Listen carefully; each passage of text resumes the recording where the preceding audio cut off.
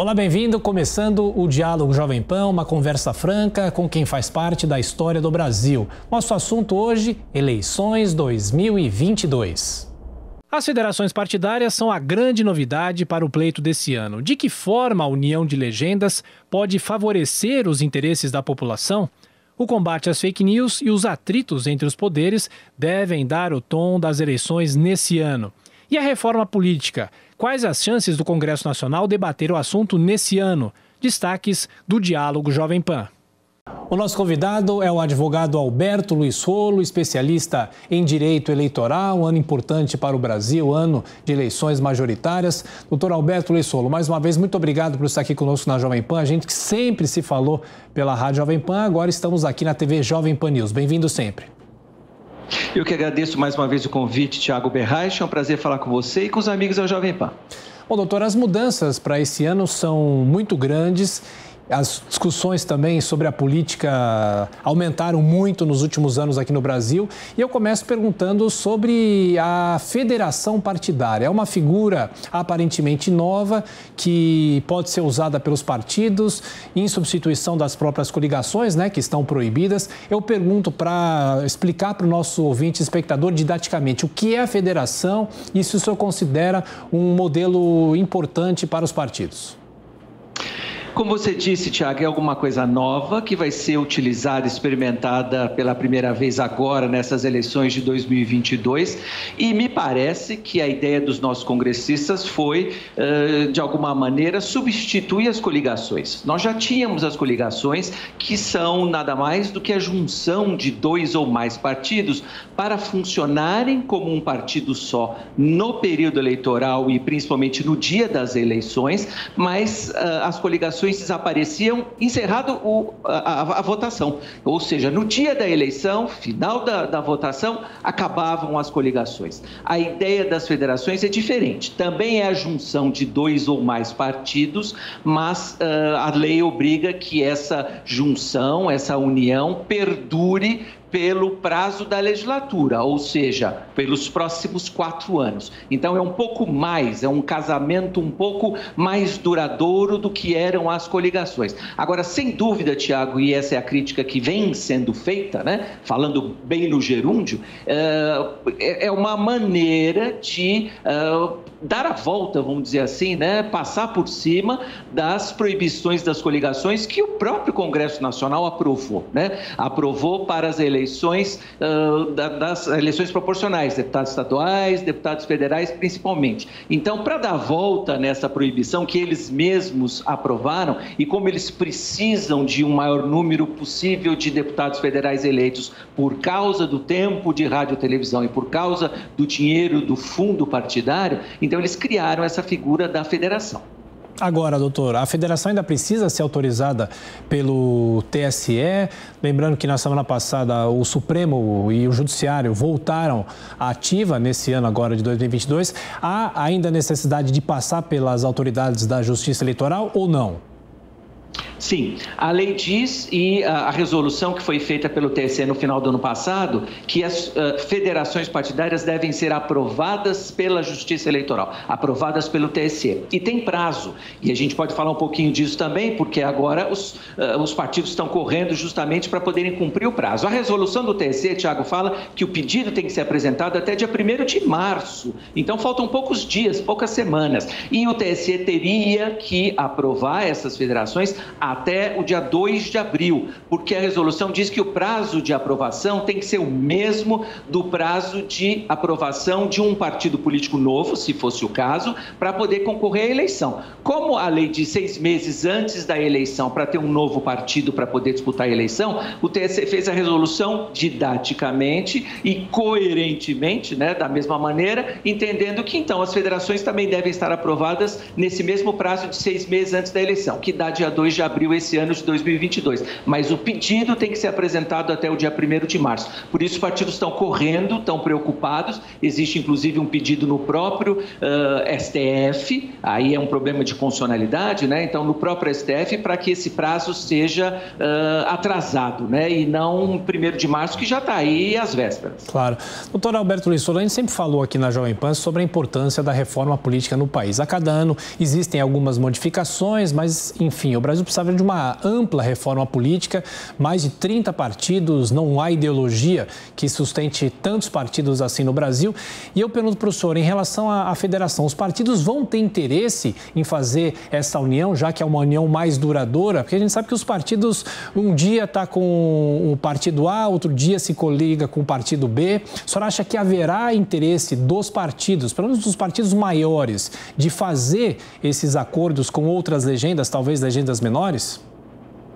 No primeiro momento, sim, Tiago, porque também é uma maneira de dar a volta e superar aquela exigência da cláusula de barreira. Então, os partidos menores que, de alguma maneira, imaginam que não vão conseguir atingir a cláusula de barreira em 2022, que é basicamente 2% dos votos de deputado federal do Brasil inteiro. Então, esses partidos menores vão ter todo o interesse de se unir, de se juntar numa coligação. E, por sua vez, os partidos maiores também sempre querem mais votos para poderem, na somatória, porque a federação vai funcionar como se fosse um partido só, na somatória poderem eleger mais deputados federais, porque é sobre o número de deputados federais que é calculado o tempo de rádio e televisão e o dinheiro dos fundos partidários, fundo partidário e fundo eleitoral. Então, eu acho que vão ter interesse sim, mas, Tiago, por essas diferenças ideológicas que você mencionou, eles já estão acostumados, porque uma coisa é o dia da eleição, elege 20, 30, 50 deputados, outra coisa é o funcionamento ao longo da legislatura, né? A apresentação de projetos de lei, um partido tende para um lado, outro partido tende para o outro, então, às vezes, eles não conseguem falar a mesma língua, né? Então, eles têm medo. Pelo outro lado, eles têm medo de essa obrigação ficar pelos próximos 4 anos, a partir do momento que forem formadas as federações. E é por isso, justamente, que eles estão querendo mais tempo. Por enquanto, a gente tem ouvido falar em vários namoros, mas eles estão querendo mais tempo para oficializar esse noivado e depois o casamento, porque eles estão com medo de que no primeiro momento a ideia seja boa para todo mundo, para eleger mais deputados e para salvar os partidos nanicos que não iriam cumprir a cláusula de barreira ou cláusula de desempenho, né? Mas, por outro lado, essa obrigação de permanecerem juntos por 4 anos pode significar um problema de convivência lá na frente. Doutor, o senhor falou sobre o fundo eleitoral, o que sustenta a política aqui no Brasil, mais de 5 bilhões de reais para as campanhas políticas. E eu pergunto para o senhor, de que forma é possível começar a discutir um financiamento mais justo para as campanhas eleitorais? A gente falava muito sobre as empresas privadas, né, que agora são proibidas de dar dinheiro para a política, então ficou uma inundação de dinheiro público na política brasileira. É possível buscar um meio termo? Qual é a posição do senhor? O que o senhor pessoalmente defende com tantos anos de experiência atuando, militando nessa justiça eleitoral?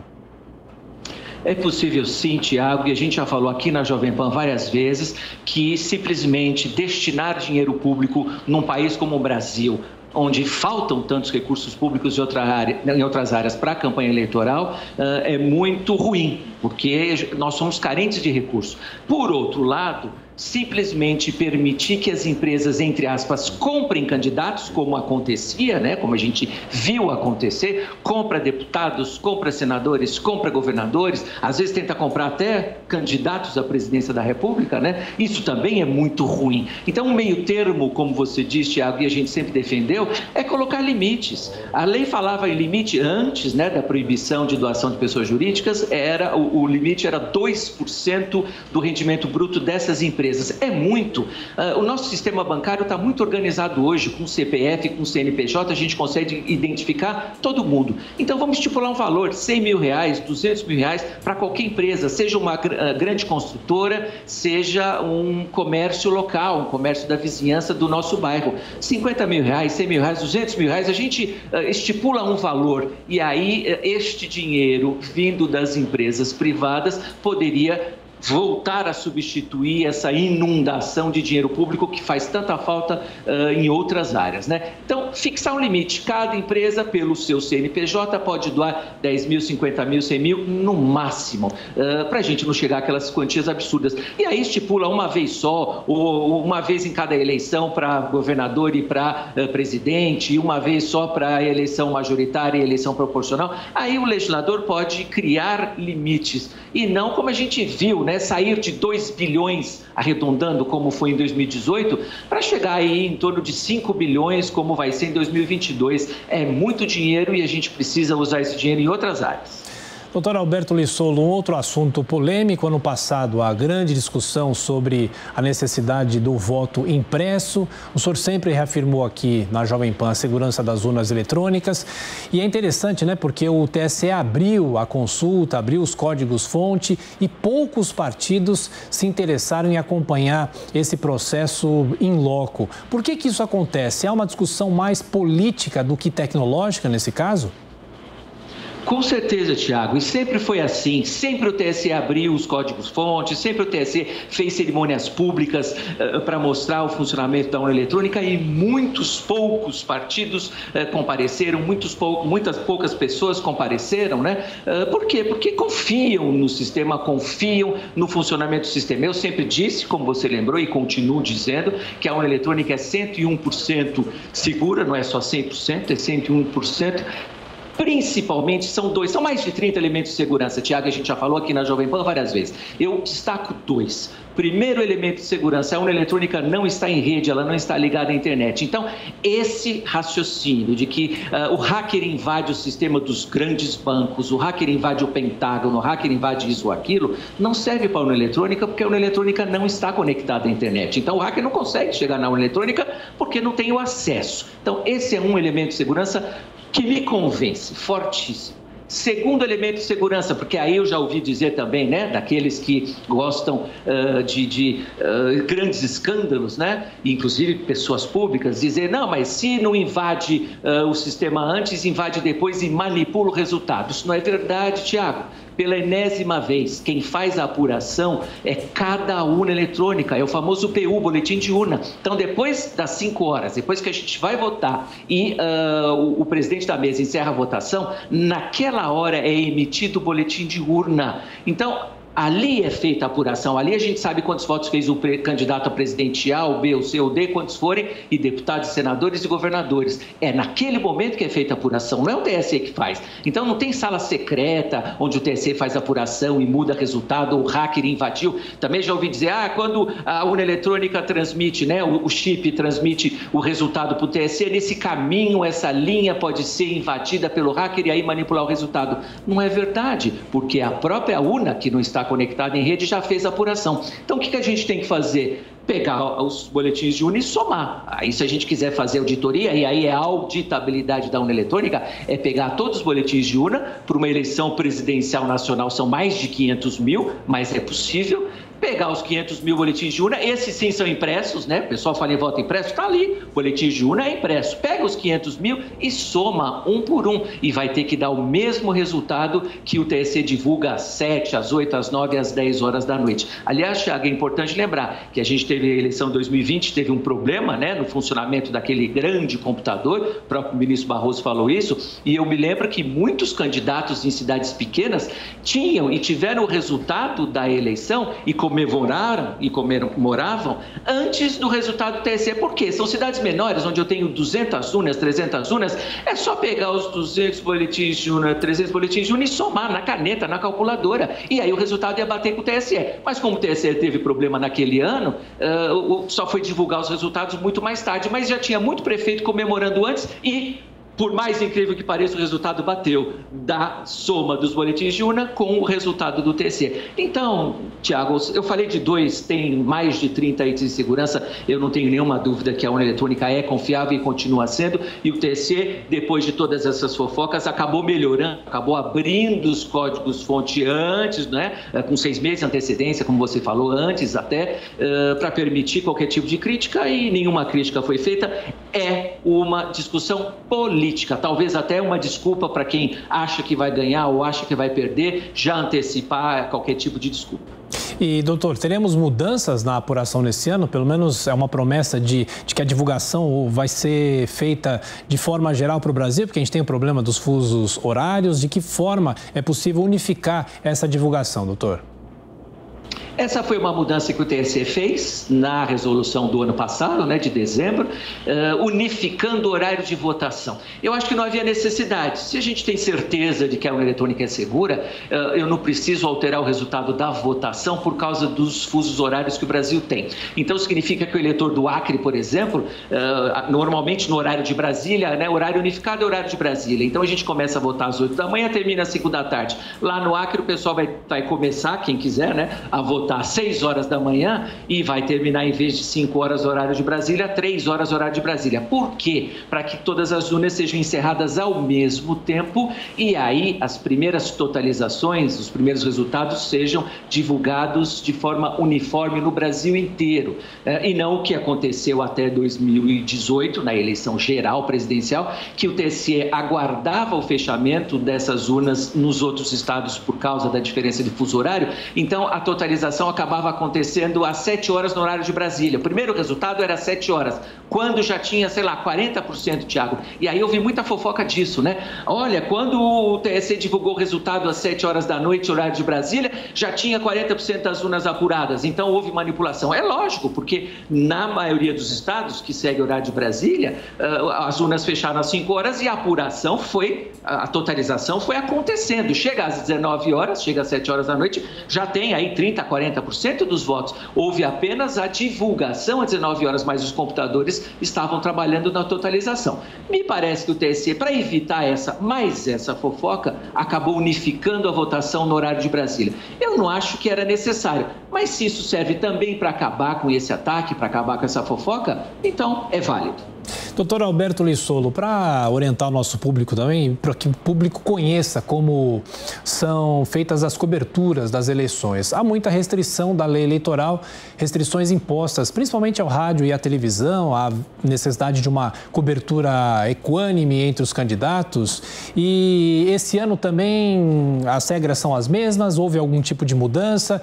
Como é possível, por exemplo, dar notícias de um candidato que é, por exemplo, o presidente da República que vai disputar a reeleição? É possível dar uma informação em separado dele, porque ele é o chefe do governo brasileiro? De que maneira é possível fazer uma cobertura bem equânime entre os candidatos? Então, vamos lembrar, Tiago, as regras são as mesmas. A lei parte do princípio de que as rádios e as televisões são concessões públicas, portanto, tem que dar o mesmo tratamento para os candidatos, mas é lógico que um candidato à reeleição que já está no cargo acaba motivando muito mais notícia, acaba atraindo muito mais notícia do que um candidato que vai sair pela primeira vez. Então, é lógico que o interesse jornalístico é diferente. Então, com base no interesse jornalístico, qualquer rádio, a Jovem Pan, qualquer televisão, TV Jovem Pan, pode dar um tratamento diferente neste sentido. Um candidato que é governador, um candidato que é presidente, vai atrair muito mais notícia, vai atrair muito mais atenção do que alguém que está começando agora. Mantém, a regra está mantida de que não pode existir tratamento privilegiado. Em que sentido? A rádio e a televisão não podem, de qualquer maneira, de qualquer forma, pedir voto ou insinuar que aquele candidato é o melhor para a sociedade, é o melhor para o eleitor. O que tem que fazer a rádio e a televisão? Dar notícia. O candidato tal fez tal coisa, o candidato B fez tal coisa, hoje tem uma atividade política no bairro tal, no estado tal. Noticiar fatos, sem a conotação política quando a lei fala tratamento privilegiado, é esse tratamento diferente com conotação política. Olha, o candidato foi no estado tal, o candidato fez tal, praticou tal ato e me parece que ele é o que tem uma visão melhor para o Brasil, uma visão melhor para o estado. É essa diferença que a lei não aceita. Agora, é lógico que uns candidatos ocupam mais espaços do que outros e a rádio não pode ser punida, a televisão não pode ser punida por dar um destaque maior por conta do interesse jornalístico maior. O segredo é esse, Tiago. Perfeito. Bom, e falando, doutor, sobre as fake news, em 2018 tivemos toda aquela polêmica de disparo em massa pelo WhatsApp, pelas redes sociais. Agora a discussão se o Telegram pode ou deve ou não parar de atuar aqui no Brasil, porque eles não prestam contas às autoridades brasileiras. O que é possível fazer, doutor, para tentar se chegar a um meio termo em relação a isso, para evitar que as pessoas proliferem notícias falsas e também que os candidatos usem as redes sociais para acabar atacando os adversários? É importante lembrar, Tiago, e a Jovem Pan sempre tem um destaque importante nisso, que a informação tem que ser checada, a informação tem que ser verificada. Então, vale aquele ditado que já tem aí alguns anos, né? Apesar da internet ser mais ou menos recente, esse ditado tem já alguns anos. Antes de divulgar, antes de repassar, antes de replicar, verifique a veracidade, né? Para evitar a divulgação de fake news. Então, essa máxima é importante. Agora, internet me parece que é alguma coisa. Eu não posso ser pessimista que é incontrolável, mas se a gente cria uma regra hoje, daqui uma semana já existe forma de burlar essas propagações, essas divulgações. Em relação às redes sociais, e você mencionou, eu acho que essa discussão é importante sim, e nós temos que lembrar que a lei eleitoral exige que a ferramenta das redes sociais tenha sede ou representação no Brasil, isso é muito importante, então isso está na lei, para que eu utilize enquanto candidato a ferramenta da rede social, ela tem que ter representação no Brasil, no território nacional. Então, se existe uma ferramenta, se existe uma rede social que não tem representação no Brasil, e a gente sabe qual é, ela não pode ser utilizada para propaganda eleitoral. Mas isso é diferente, Tiago, dessas discussões que a gente tem ouvido nas últimas semanas, de simplesmente proibir a rede social de funcionar. Eu entendo que a Justiça Eleitoral não pode fazer isso. A Justiça Eleitoral não tem competência para proibir qualquer rede social de funcionar. O que a Justiça Eleitoral pode fazer é impor o cumprimento da lei. E a lei diz que a rede social e a ferramenta de tecnologia tem que ter representação no Brasil. Então, quem não tem, não pode ser utilizado como plataforma de propaganda eleitoral. E o candidato que usar, e aí também é papel da Justiça Eleitoral, tem que ser punido. Então, se algum candidato fizer uso de uma rede social, de uma plataforma que não tem representação no Brasil, portanto, não cumpre a lei em relação a essa exigência, então este candidato, este partido tem que ser punido com base na lei. A lei já existe, não precisa nem mudar. Agora, dizer que vai proibir de funcionar, me parece que aí há um pouquinho de ruído nessa comunicação, porque não acho que seja papel do TSE proibir simplesmente ou banir. Eu já ouvi essa expressão, né? Banimento, esse verbo banir do Brasil tal rede social, tal plataforma. Eu acho que o TSE não tem essa competência. A competência é cumprir a lei e quem não cumprir tem que ser punido. Inclusive, se utilizar, e a gente tem aí penas pesadas, né? Abuso dos meios de comunicação social, abuso do poder econômico, gera a cassação do registro ou do diploma. Então, se algum candidato utilizar essas ferramentas ilegalmente, não é dizer que eu vou proibir de funcionar no Brasil, é cassar o candidato, cassar o registro do candidato, cassar o diploma do candidato. E o ministro Alexandre de Moraes, que vai ser o presidente do TSE na eleição de 2022, já falou que vai impor o cumprimento da lei com bastante rigor. Perfeito. Doutor Alberto Lissolo, propaganda política no rádio e na televisão. Esse ano tivemos mudanças. Quais são essas mudanças? E se o senhor acredita que a propaganda no rádio e na TV ainda influencia o eleitor, mesmo com essa avalanche de informações das redes sociais? Eu não tenho dúvida, Tiago, que hoje em dia, século XXI, ano de 2022, a principal ferramenta de informação dos eleitores é a internet. Eu não tenho dúvida disso, mas nós temos que pensar em todos os brasileiros. E ainda existem brasileiros, eleitores, fora dos grandes centros, que têm dificuldade de acessar a internet, simplesmente porque o sinal não é bom, simplesmente porque o aparelho que ele usa, às vezes, não é adequado, está atrasado. Então, ainda hoje, para efeito de informação de candidaturas, eu acho importante o rádio e a televisão. E a mudança que houve foi a volta, o retorno do horário eleitoral partidário. Então, nós já vamos ter neste primeiro semestre de 2022 o horário eleitoral partidário, que foi extinto durante alguns semestres, né, alguns anos. A gente só teve horário eleitoral gratuito no período eleitoral, mas esse ano nós já vamos ter a volta do horário eleitoral partidário. Qual é a diferença, Tiago? No horário eleitoral partidário, quem vai divulgar as suas ideias é o partido. O partido vai fazer a sua autopromoção. Vai dizer, olha, eu governei tal capital, eu governo tal capital, eu governei tal estado, eu governo tal estado, e houve essas melhorias e nós atingimos essas essa qualidade de vida melhor para a população, portanto, nós merecemos um voto de confiança, um crédito de confiança para os nossos candidatos, alguma coisa nesse sentido. É promoção das ideias, dos ideais partidários, não dos candidatos. Ao contrário disso, no período eleitoral, aí sim, a propaganda eleitoral gratuita no rádio e na televisão é pedido expresso de voto. A gente vai ver o rosto do candidato, a cara do candidato pedindo voto. Olha, eu fiz isso, eu fiz aquilo, ou vou fazer isso, vou fazer aquilo, então eu peço o seu voto. Essa é a diferença essencial. Doutor Alberto Luiz Solon, a gente vai entrando aqui na reta final dessa nossa conversa, mas entre ano e ano começam as discussões sobre mudanças de forma de governo. Por exemplo, o presidente da Câmara, Arthur Lira, defende o que se chama de semipresidencialismo. Tem os candidatos que defendem o fim da reeleição e uma ampliação do mandato para 5 anos. De que forma é possível fazer uma discussão saudável como essa? Só que a gente sabe, é difícil mudar qualquer coisa porque depende de aprovação do Congresso. Os próprios políticos não legislam contra eles, não é?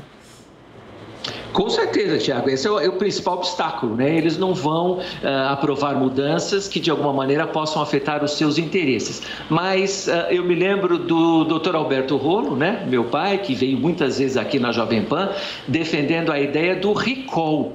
Então, para evitar essa discussão politizada de reeleição, sim, reeleição não, aumenta o mandato para 5 anos ou mantém 4 anos, o Dr. Alberto Rolo veio aqui na Jovem Pan, já dizia isso há muito tempo e a gente continua defendendo essa ideia do recall que tem lá nos Estados Unidos. O que é o recall, Tiago? Não é impeachment, porque impeachment também acaba virando um problema político, né? De brigas partidárias e brigas de grupos políticos. O recall é simples, porque uma das críticas do impeachment é que quem elegeu foi o povo, mas quem tirou foi o Congresso, né? Que não teria legitimidade. O recall é justamente você, quem colocou foi o eleitor, foi o povo, e quem vai tirar vai ser o eleitor ou o povo. Criar uma regra, por exemplo, e a ideia defendida era essa, que fosse feita não no último ano de mandato, porque o último ano de mandato já tem conotação política, né? Mas até o 3º ano de mandato, a população, os eleitores serem chamados para manter ou não aquele governante. Isso já existe nos Estados Unidos e, de alguma maneira, se provou efetivo, se provou eficaz. O eleitor vai lá e diz, olha, eu gostei desse governador, então vamos deixar ele até o final do mandato, ou eu não gostei desse presidente, então não vamos deixá-lo terminar o mandato, mas a legitimidade é do mesmo eleitor, é do mesmo cidadão que votou lá atrás. Então o recall tiraria do Congresso Nacional esse poder de simplesmente fazer o impeachment de um governador ou fazer o impeachment do presidente da República. Então essa seria uma revolução importante. Fora isso, a gente tem que fortalecer os partidos, sim, mas não adianta tirar a possibilidade das coligações nas eleições proporcionais e depois vir com as federações, né, Tiago? Como eles fizeram agora. Então, a gente precisa fazer uma reforma política importante e aí também, se fosse o caso, fazer um congresso, entre aspas, constituinte, vamos dizer assim, apenas para uma reforma político-eleitoral partidária, sem outras possibilidades de mexer em outras partes da legislação, em outras partes da Constituição. Fazer isso, só fazer uma reforma exclusiva, uma constituinte exclusiva para a reforma político-partidária eleitoral e sem a possibilidade de que esses representantes do povo que fossem eleitos Sim. pudessem depois se candidatar novamente para funcionar no Congresso. Essa seria uma ideia interessante para a gente trabalhar, Tiago. Claro. Doutor Rolo, olha, obrigado mais uma vez pela atenção, por estar aqui conosco sempre na programação da Jovem Pan, agora na TV Jovem Pan News, e um bom ano de trabalho. Isso aqui é um ano de muito trabalho, um ano de eleição. Um abraço. Eu que agradeço, Tiago, mais uma vez o convite. É sempre um prazer e eu estou sempre à disposição da Jovem Pan. Obrigado. Conversamos nesse diálogo Jovem Pan com o doutor Alberto Luiz Solon, que é advogado e especialista em direito eleitoral. A você que nos acompanhou, muito obrigado pela sua audiência e voltaremos na semana que vem. Um abraço.